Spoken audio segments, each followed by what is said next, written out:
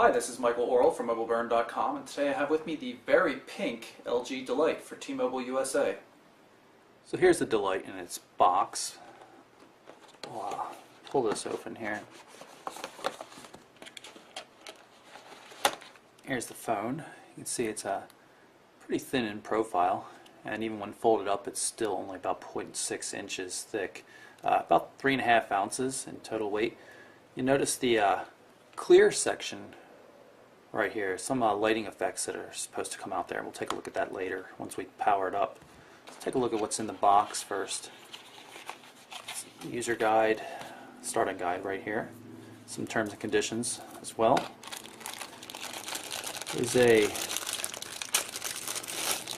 micro USB cable, so you can plug it into the wall adapter or into a personal computer, just like that. And a pair of white stereo headphones. Also make use of the micro USB connector, no 3.5mm port on this phone. It's a call, end, and send button on the front, and of course the microphone. That's it. So here's the phone. I'm going to try to pull off some of these protective coatings on here pretty well. This is the bubblegum pink model. See, it has a nice sheen to it. Very, very pink though. More of these covers. They're all over the place on this phone. You can see some green ones on the edge here.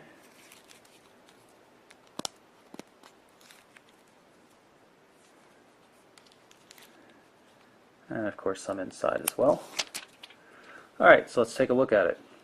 As I mentioned before, really nice thin profile. Nice feel on the keys here. Pink D-pad, large center buttons. Everything's very well defined, very easy to feel. On the left hand edge here we have volume control, up and down there. So a lanyard loop fixing point there on the hinge. We've got a 2-megapixel camera on the back. Pop the rear cover off, take a quick look. You can see there's the micro SD memory card slot, and this is a 900 milliamp hour battery. T-Mobile and LG say it's good for 5.5 hours of talk time or up to 15 days of standby time. On the right hand edge is the micro USB port used for data as well as the included headset. And then there's a camera shutter button right there as well. You can see this clear edge is where the lighting effects come through, and we'll take a look at that soon. Let's power up the phone and see what it does. You can see the hidden external display now. It shows caller ID information. Really impossible to see that it's there until it actually lights up, which is pretty cool. And now you can see some of the lighting effects. You can see when I opened it up how it's lighting up there, showing on my fingers. I'll have to see if it does colors or anything like that. Really cool wide display. Looks really, really sharp. This has a very female or childlike look to it, but it's nicely done nonetheless. If you get a good look at it, everything looks hand-drawn. It's really kind of cool. I'm not really into the bubblegum pink color, but I do like what they're doing here. Because of this 2.8-inch large wide QVGA display, the phone's pretty long overall. Even when folded shut, it's long for a folder. Opened up, it's a heck of a big phone. Not heavy, not thick or anything like that, just substantially large in terms of physical size. Let's jump back into the main menu and go into some sub-menus just so you can see what everything looks like. Go into settings here and display, and maybe we'll change the theme, see what they have. Let's try sky. Doesn't seem that much different. Oh, there you go. Really cool looking. and jump to settings by hitting the 9 button. Oh yeah, very nice.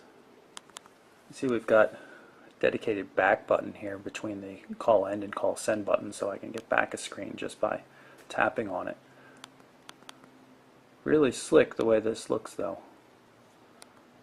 You see I'm moving left or right to go from menu to menu. Really quite well done. Here's some of the light effects settings. You can see we can change the pattern. And more interestingly, you can change the color.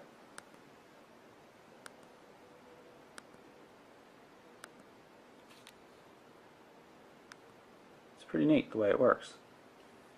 And something that a lot of people like is the ability to change font styles. This is for dialing. Also for the menus, you've got different font sizes as well as different fonts.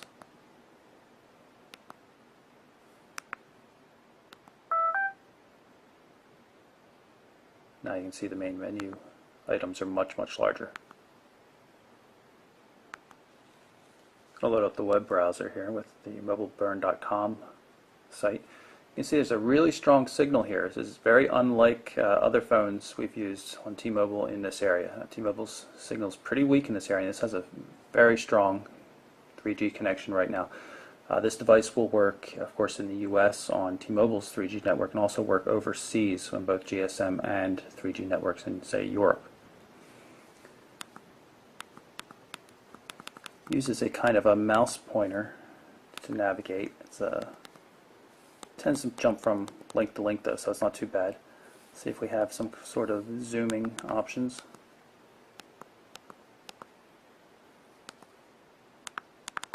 Does not reflow the text though, so it makes it a little bit difficult to read. Let's see if it happens to do landscape. It does. It does do landscape, which is quite nice. And let's pull up another page here.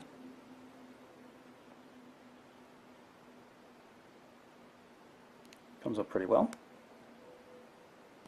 We'll see how it does with the full Mobile Burn website.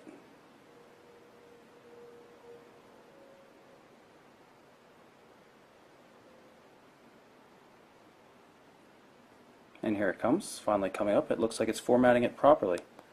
Took a little while. Automatically zoomed out so as you can fit everything. Fortunately, that makes it so as you can't actually read it. Let's zoom in to see if we can read it better. You can see the text gets better once you zoom in, but then you have problems navigating. It's can't fit all the text on the screen at once, so it's not really viable for reading at this point. Here's the contact list. You can see if I enter in a F by hitting the 3 key three times, it'll move down to Flickr. Hit the back button to get back for searching again. If I try to search on, say, balance, we get nothing, so it only seems to search on the first name. You can see there's a predefined contacts for uploading photos to Flickr, Kodak, PhotoBookit, and Snapfish. Let's take a look at one of the contacts just so you can see it. Nothing too exciting. This is the messaging system. Create a new message here. You can see there's symbols. Using the right soft key to get to those. Put it into T9 mode, and I'm going to turn it sideways here just so you can see it's a little difficult.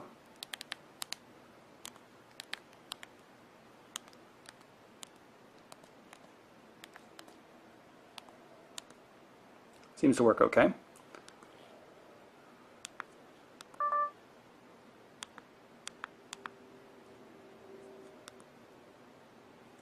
And we'll send it off.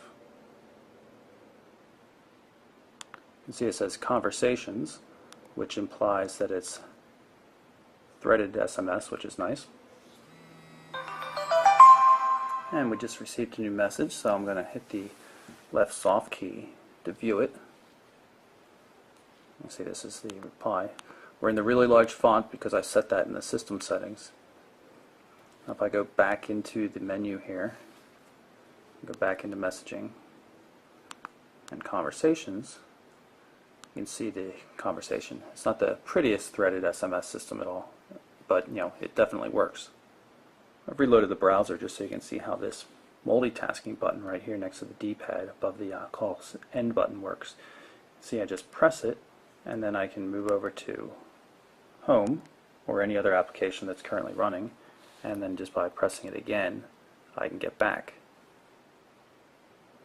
This is the media directory, and I'm going to go into the music player here.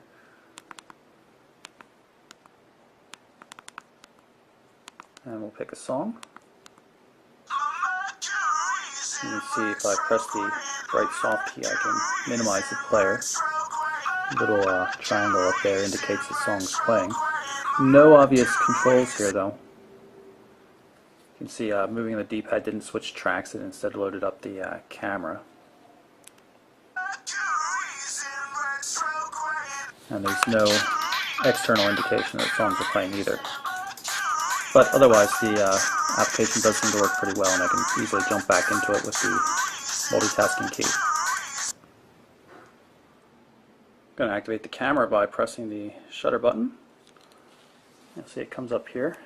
The camera is located down here, so it's a little difficult to get into the video frame here to show you, but you just point and shoot. And now we're recording a video clip, so I'll move around a little bit so you can see what's going on. And we're done. And let's see if we can play it back. Not obviously. There. Okay. So now we're going to play the clip back. Now we're recording a video clip, so I'll move around a little bit so you can see what's going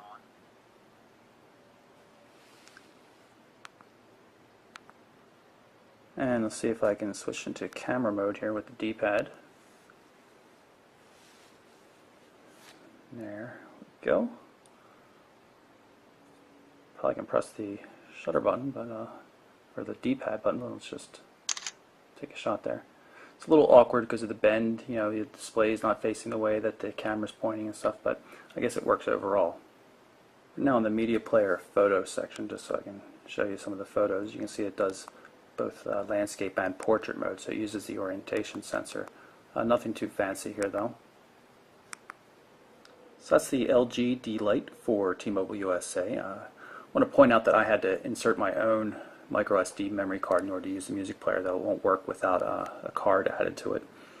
In any event, some other features include visual voicemail, and there's GPS navigation capabilities as well. The device is on sale for $49.99 after rebates and with a contract and stuff like that, and it's really quite nice for a feature phone. It has a lot of cool functionality, really nice user interface, and it's just quite different. I like it quite a bit. Again, the LG D-Lite for T-Mobile USA. I'm Michael Orrell for MobileBurn.com.